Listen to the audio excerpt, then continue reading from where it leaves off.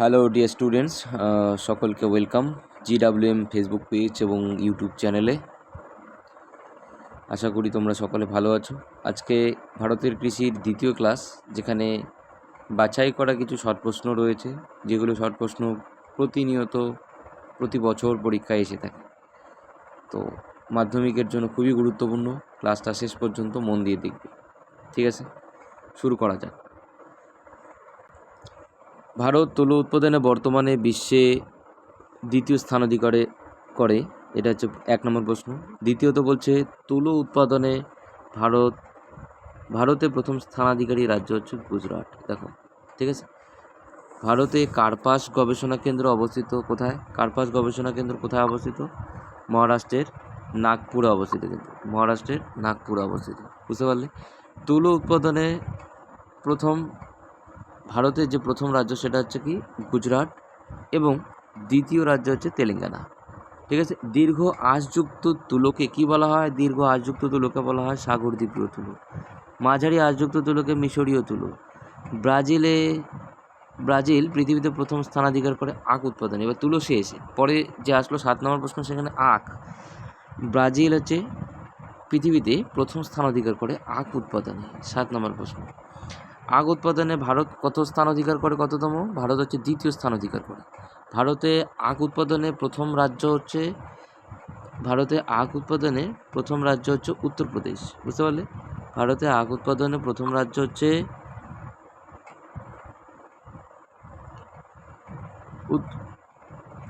কেন হচ্ছে না? ভারতে আখ উৎপাদনে প্রথম রাজ্য উত্তরপ্রদেশ। নেক্সট, পরেরটা বলছে 10 নম্বর প্রশ্ন। এই জন্য উত্তরপ্রদেশকে আবার কি বলা হয়? উত্তরপ্রদেশ রাজ্যকে বলা হয় চিনির বাটি, ঠিক আছে। উত্তরপ্রদেশকে আবার বলা হয় ইক্ষুর রাজ্য, ওকে। এটা 9 নম্বর। 10 নম্বর প্রশ্ন বলেছে আখ গবেষণা কেন্দ্র। ভারতের আখ গবেষণা কেন্দ্র অবস্থিত কোথায়? ভারতের আখ গবেষণা কেন্দ্র অবস্থিত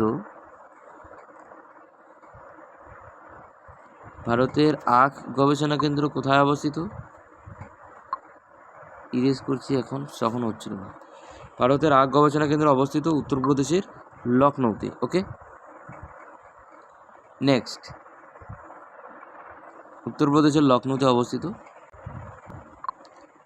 11 নম্বর প্রশ্ন বলেছে আখ উৎপাদনের জন্য কীরকম জলবায়ু প্রয়োজন হয়? আখ উৎপাদনের জন্য উষ্ণ ও আর্দ্র জলবায়ু প্রয়োজন হয়। এখানে দেখো 11 নম্বর প্রশ্নের মধ্যে বলে দিয়েছি উষ্ণ আর্দ্র।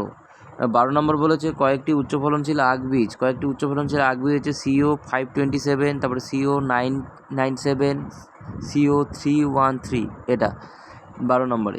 এবার 13 নম্বর প্রশ্নে কি বলেছে দেখো, বর্তমানে বিশ্বের চা উৎপাদনে ভারত কোথায় দ্বিতীয় স্থান অধিকার করে? বর্তমানে ভারত দ্বিতীয় স্থানাধিকার। তাহলে প্রথম স্থানাধিকার করে কে? সেটা হচ্ছে প্রথম স্থানাধিকার করেছে চীন। প্রশ্নটা মনে মনে বলবে, উত্তরটা এখানে তুমি পড়বে, ঠিক আছে। চা উৎপাদন প্রথম শুরু হয় ভারতবর্ষে কবে? 14 নম্বর। ভারতবর্ষে চা উৎপাদন প্রথম শুরু হয়েছিল, চাষ আর কি শুরু হয়েছিল 1780 সালে। 15 নম্বরে কি বলছে? চা উৎপাদনে ভারত প্রথম স্থানাধিকার করে, মানে ভারতবর্ষের মধ্যে প্রথম স্থানাধিকার করেছে অসম রাজ্য। ভারতে চা গবেষণা কেন্দ্র তাহলে কোথায় অবস্থিত? অসমের জোরহাটে অবস্থিত। এই দেখো, অসমের জোরহাটে। চা চাষ প্রথম শুরু হয়েছিল কোন দেশে? বিশ্বে প্রথম চা চাষ শুরু হয়েছিল চীন দেশে, ওকে। চা গাছের বিজ্ঞানসম্মত নাম কি? চা গাছের বিজ্ঞানসম্মত নাম হচ্ছে থিয়াসাইনেনসিস। চাকে প্রধানত কয় ভাগে ভাগ করা হয়? 5টি ভাগে ভাগ করা হয়েছে। 5টি ভাগে চাকে ভাগ করা হয়েছে, ঠিক আছে। চাকে প্রধানত কয়টি ভাগে ভাগ করা হয়? 5টি ভাগে ভাগ করা হয়েছে, ওকে। কালো চা, সবুজ চা, স্টক চা, ওলং চা এবং প্যারাগুয়ে চা। কী চা? দেখো, কালো চা, সবুজ চা, স্টক চা, ওলং চা, প্যারাগুয়ে চা, ওকে। কালো চা কোথায় পাওয়া যায়? কালো চা পাওয়া যায় চীন, ভারত, বাংলাদেশ, ইন্দোনেশিয়া, ঠিক আছে। 20 নম্বর প্রশ্ন, কোথায় পাওয়া যায় কালো চা? কালো চা পাওয়া যায় চীন, ভারত, বাংলাদেশ এবং ইন্দোনেশিয়ায়, ওকে। এবার দেখো 21 নম্বরে বলেছে সবুজ চা কোথায় পাওয়া যায়? সবথেকে বেশি সবুজ চা পাওয়া যায় হচ্ছে চীন, জাপান, ফিলিপাইন্সে পাওয়া যায়। ভারতে পাওয়া যায়, চীনে পাওয়া যায়, জাপানে পাওয়া যায়, ফিলিপাইন্সে পাওয়া যায়। স্টক চাকে বলা হয় ব্রিক চা। এই যাকে বলছে না, এটা যাকে হবে না, এটা চাকে বলছে। স্টক চাকে কি বলা হচ্ছে? স্টক চা যেটা আছে সেটাকে ব্রিক চা বলা হয়। ওলং চা উৎপাদিত হয় কোথায়? ওলং চা 23 নম্বরে বলেছে, 23 নম্বর প্রশ্ন, তাইওয়ানে উৎপাদিত হয় ওলং চা। ওকে, 24 নম্বর বলছে চায়ের প্রক্রিয়াজাতকরণ প্রক্রিয়াকে কি বলা হয়? মানে চা যে প্রসেসিং হচ্ছে এটাকে বলা হয় অর্থোডক্স বলা হয়, অর্থোডক্স। 25 নম্বর, সর্বোচ্চ চা রপ্তানিকারক দেশ হচ্ছে কে? কেনিয়া। সর্বোচ্চ চা রপ্তানিকারক দেশ হচ্ছে কে? সর্বোচ্চ চা রপ্তানিকারক দেশ হচ্ছে কেনিয়া। দার্জিলিংয়ের বৃহত্তম চা বাগিচার নাম কি? সামসিং। উত্তরবঙ্গে যারা বসবাস করে তারা সামসিং গিয়ে থাকবে। ভারতের সর্বাধিক চা উৎপন্ন হয় 27 নম্বর, ভারতের সর্বাধিক চা উৎপন্ন হয় উত্তর পূর্ব ভারতে। কত পার্সেন্ট? 78%, 78%। ভারতের চা বোর্ড কোথায় অবস্থিত? কলকাতায় অবস্থিত চা বোর্ড। এবার পরের কোশ্চেন, পরের নাম্বার, তরাই অঞ্চলের চা বাগিচাগুলির নাম কি কি? শিলিগুড়ি, আলুয়াবাড়ি, গরুবাথান। চা রপ্তানিতে বিশ্বে ভারতের স্থান কত? চা রপ্তানিতে ভারতের স্থান 4র্থ।